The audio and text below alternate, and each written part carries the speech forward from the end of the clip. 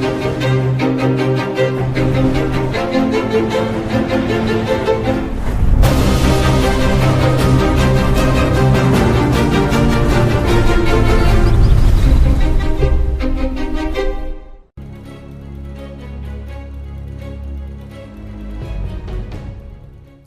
and welcome to the Urban Agenda. I'm Manisha Natarajan, and today we draw your attention to Mumbai's affordable housing shortage that demands a massive solution. The city desperately needs not thousands but lakhs of affordable right-priced homes. All eyes are on Mhada, short for Maharashtra Housing and Area Development Authority. This is a nodal agency of Maharashtra state. Mhada's mandate is to provide affordable housing in the state and also its capital, Mumbai. Mhada is entrusted with the responsibility of improving the quality of life of residents by modernizing older Mhada colonies as well, from Kamathipura redevelopment to BDD Chawl redevelopment in the heart of Mumbai. Mhada has big plans. Today we have with us the man leading these mega development projects, Vice Chairman and CEO Sanjeev Jaiswal with us. Let's dive straight in. Mr. Jaiswal, thank you so much for speaking with us. Thank you very much. It was a pleasure. All right, let me start with the very first question. The purpose of Mhada is to provide affordable housing in the state, and the largest gap of affordable housing is in the capital, Mumbai. So let's start with your game plan to bring right-priced housing stock into the capital, sir. Now, Mhada being the nodal agency for providing affordable housing in the state and especially in Mumbai, we are trying to take up a lot of schemes or projects whereby we can fulfill this objective and ensure that people receive or are able to bid in for the low-cost housing. Now, if I speak about the norms of affordable housing, then as per the Ministry of Urban Development, the norm says that roughly around 30% of the income of the household is what should go in terms of the housing requirements. If I talk about this, the country in general, states like Ahmedabad is around 21%, Pune is around hovering around 26%, but Mumbai unfortunately was around 53% as per the 22 figures. In the last 1 year, that figure has come down to 51%, but even then today, this issue of the price and the affordability is something which is a big concern for all of us. Now, to counter this in Mhada, what we are planning especially is that to promote more of the redevelopment schemes so that at least the people who are already residing there are able to get affordable housing. And now we are planning that every year around 5,000 odd houses should come in the fold, out of which another 2,000 odd houses we are going in for lottery in maybe next week. We are announcing it tomorrow. This apart, the other issue is as regards, if you see the prevailing policy, the policy allows the developer for going in for redevelopment either both on a premium payment model or a sharing model. If he's taking an FSI of 3 or an additional FSI of 1. So we are trying to insist upon and force to the developers that when it comes to sharing, the fourth FSI should not be taken on premium, but they should take it on a sharing model so that much of housing stock is made available to the people at a subsidized price. But the good side is that if you see the average pricing, so like even for the lottery that we are declaring tomorrow, the average pricing that comes to for the EWS category is from 29 lakhs to 42 lakhs. Or for the LIG, it comes to from 37 lakhs to 1.5 CR. And MIG is obviously 55 lakhs onwards to maybe 2 crores or 3 crores. But the bigger challenge is to increase the numbers. So that is one concern which we have to address in the coming days, for which we have already formulated a lot of plans, especially to see that we get an increased housing stock, A. B is that we construct more houses in the land parcel that is available to us. And C is that till now the approach was of a single building redevelopment. So to counter that, now we are encouraging a cluster redevelopment. So let's focus on the redevelopment of the cess buildings that you spoke about. How much stock of housing will get added with this? So there are roughly 13,000 odd cess buildings in the island city which yet need to be redeveloped. And on approx figures, around 4.25 lakh tenements are staying there. and we are taking a drive for the redevelopment of the same, and it is expected that in the next 10 years, all these buildings should come near the redevelopment or should be sanctioned in the redevelopment. So around 4.25 lakh tenements staying there will be rehabilitated at free of cost, and equal number of housing stock will be created, which obviously will be under the developer's quota, which he can make it available to the people at large in those areas, but in the open market. Can you also elaborate on the redevelopment plans of the 114 layout of Mhada? Mhada has 114 layouts, and it is estimated that almost 2.25 lakh tenements are there scattered. And this redevelopment that goes is under either 33.5 or 33.9 if it is a cluster redevelopment. And in the next 12 to 15 years, all these buildings shall go into redevelopment, barring few. So another 2.25 lakh houses for the redevelopment of the tenements staying there free of cost, and double of it, which is roughly around 4.5 lakh houses, will be made available to the developer for sale in the open market, which again will be taken by Mumbaikars.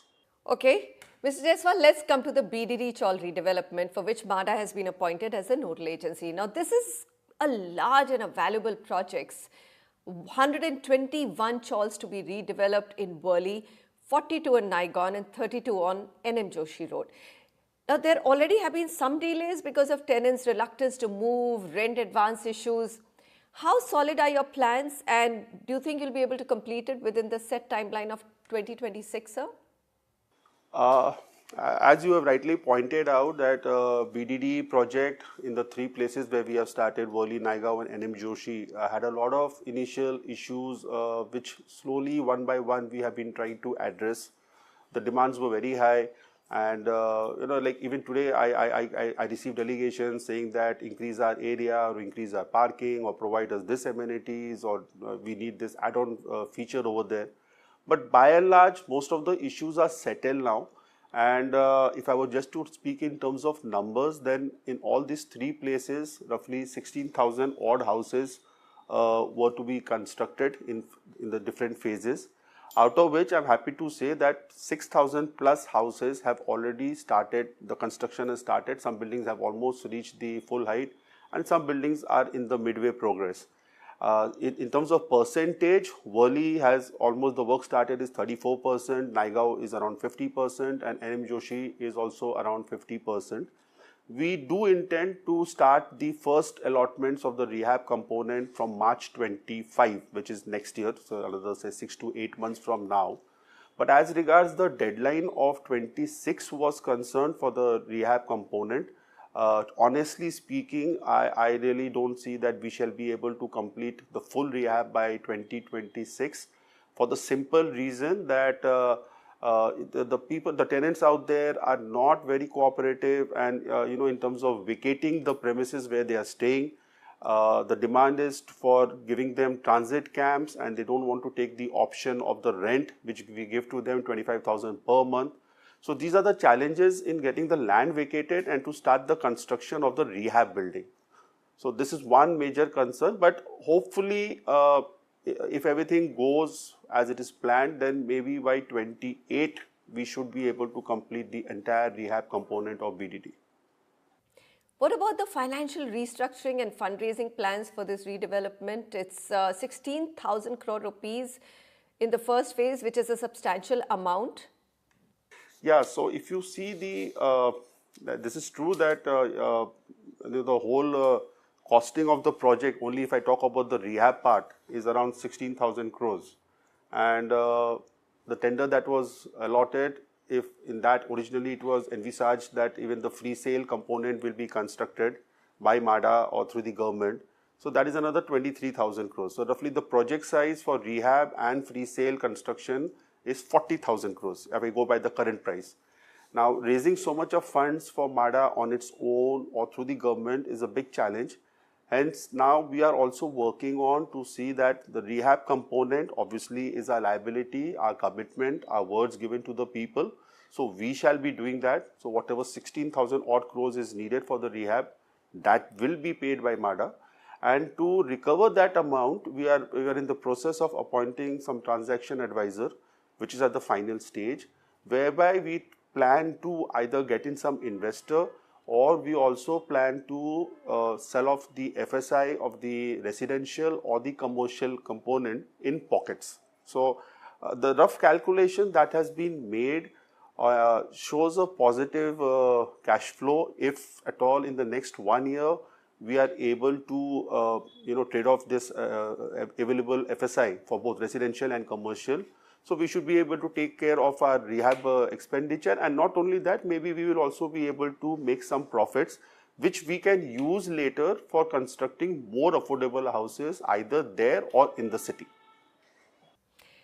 Mr. Jaiswal, stay with us. We will come back to put the spotlight on Mhada's plans for the redevelopment of Kamathipura, which has been made famous with its numerous movie and series portrayals as India's oldest red light district. But Kamathipura has a rich cultural history and a resilient community which wants much better living conditions in its future.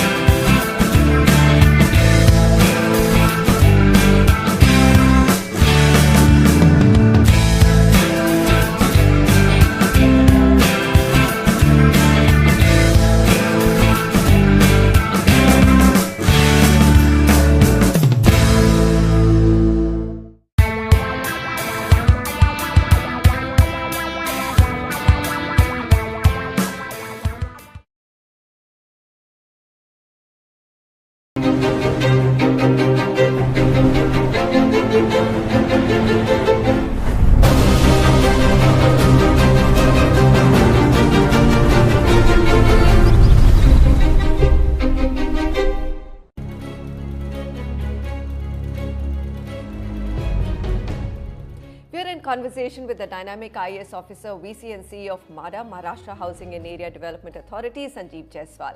Now, Mhada is playing a crucial role in Kamathipura's redevelopment with a focus on replacing dilapidated structures and buildings with modern housing and far better infrastructure.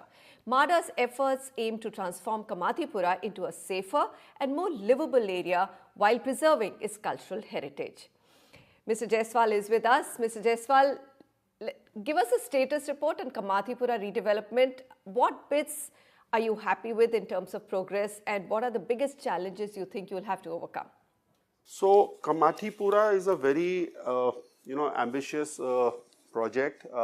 As you're aware that this settlement took place way back in 1775 when the workers were brought primarily from the south, and they were termed as Kamathis out there. And then later on, it was named as the Kamathipura way back, maybe 100, 150 years back. Now, coming straight to the project, the proposal was submitted to the state government, and a cabinet decision was taken that Kamathipura will be redeveloped under the provisions of 33(9). And Mhada has been appointed as the special planning authority. In the last 8 to 10 months, we have really worked very hard. And I'm happy to say that this whole layout is almost in 34 acres, where roughly 8,500 people have to be rehabilitated. And apart from the landowners, which is around 800 landowners, the minimum area to be given to them is 500 square feet. And we are in a stage now where almost all the DPR is ready, the PMC has been appointed, the presentation has been made to the high power committee, principally it has been approved, and maybe in the next 8 to 10 days or maybe by this month end, we are hoping to float the expression of interest for inviting bids for the Kamathipura redevelopment. So I am also eagerly waiting for this bid to come in the the offer to come for this regard, and we have already had some presentations made to the CREDAI Naredco, and the response was positive. So fingers crossed. I hope that we get positive response to the bids that will be coming up in the next few days.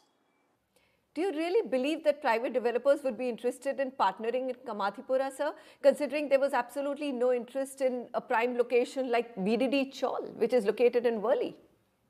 See, if you go by certain figures of the BMC, that is the Mumbai Corporation, then this is one ward and this particular area where the population has come down, though very marginally. Now, what does that indicate? That indicates that the available housing stock which is there in the periphery is not available, obviously because land is also not available. Secondly, the financial calculation that has been done in this project shows that roughly 5.5 lakh square meter area is what could be available for free sale to any developer who takes up the project. And to make it viable, after a lot of negotiation with the people who are staying there, we have been able to freeze the tenement size to almost 499 square feet. And we have also been able to come to an agreement with the landowners on the cap of the rehab tenements to be provided to them against the land owned. So as a result, the calculation does show that it is profitable in spite of all the challenges. And secondly, what I see as an add-on advantage in Kamathipura is the fact that the Residents Association, the Tenants Association and the Landowners Association and also the local people's representative, in the last 6-8 months, because of a continuous dialogue that we have had with them, they are very much in favor of getting this redevelopment project pushed.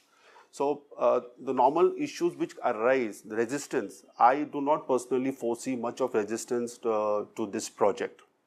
Let's briefly touch on the PMGP redevelopment, 30 to 40,000 homes in South Mumbai. These are 30-year-old buildings deteriorating. Again, what I want to understand is, does Mhada have the capacity to undertake so many large redevelopment projects all at once? Honestly speaking, you see the PMGP buildings and the similar buildings which is called RT buildings, the residential transit buildings. So we have 66 PMGP buildings and roughly 388 transit buildings, and the number of people who are staying here is, like the tenements out here is more than 36,000, around 40,000. The bigger challenge was that if I were just to speak about the legalities, then obviously when these buildings were constructed, it was expected that the conveyance takes place and then later on this building go in for redevelopment on their own. But unfortunately, the conveyance did not take place because of the resistance of the people who shifted in, and because of lack of maintenance or funds raised for the maintenance, the buildings got very deteriorated in a shorter span, and all this need redevelopment now. So government has now taken a policy decision that whereby they have allowed redevelopment of the PMGP buildings on lines of 33/7, which is for the CEST buildings. And as far as the RT buildings are concerned, they have allowed it on, a new provision was incorporated, 33/24, which is quite similar to 33/7 minus incentive. But the bigger challenge is that most of these buildings are either scattered, and the consumed FSI is more than 3. So the only approach which would be feasible in this setup would be if these buildings come in a cluster approach. So we are working on it, and like to give an example purposely, that one of the PMGP building which was there in Jogeshwari, we have just floated a bid for it, and if we get a response to it, I am hopeful that with the new incentives that has been provided in the Act, both the PMGP buildings and the RT buildings will definitely come in for redevelopment in the next year or two. So redevelopment, housing, these are all long tail projects which require a minimum of 5 years of continuity of a committed leader. Now there is new vigor, we know, in Mhada since you've taken over. What happens if you're reassigned to another government department? To be very honest, Manisha, I feel that, you see, the institution or the organization is much bigger than any individual who is heading it. So, in the services that I belong to, obviously, we are in a transferable job. Our normal tenure, luckily, in Maharashtra is quite secured. So, normally we put in 3 years, unless one is transferred before. But the only thing I can say regarding this is that being transferred or not being transferred is the ambit, falls in the domain of the government decision. But the institutional checks and mechanisms that are in place, and especially in terms of the agreements or the models or whatever we set in for any of the redevelopment, Once it is all sanctioned, once it all starts on the ground, then it goes on an autopilot mode. So there what is needed is more of a monitoring, a supervision and a timely update of the MIS, so that whoever is the VP is aware of what is going on site. So I personally feel that if everything is put on an autopilot mode, and if the institutional frameworks are seen to be implemented on the ground, then even if the officer who spearheaded it gets transferred, it shouldn't make a difference. All right, Mr. Jaiswal. My last question, a lot of these projects are driven by Mr. Devendra Fadnavis and CM Mr. Shinde. Is a change of guard a worry for your vision for Mhada? See, at the outset, I would definitely place on records my sincere thanks to the Honorable Chief Minister, the Deputy Chief Minister Devendra Fadnavis, and even our Housing Minister, because without their support, the policy changes or all the initiatives that we are planning to take up could not have even been thought about, or as an officer, I could not have had the push to go ahead with it. Now, coming to your question, you see, Maharashtra as a state has always been a development-oriented state, and having put in 28 years in the services, it has come to a notice that the mega projects which are started, and even the redevelopment projects which are started, they never get stalled or they never get stopped just because there is a change in guard.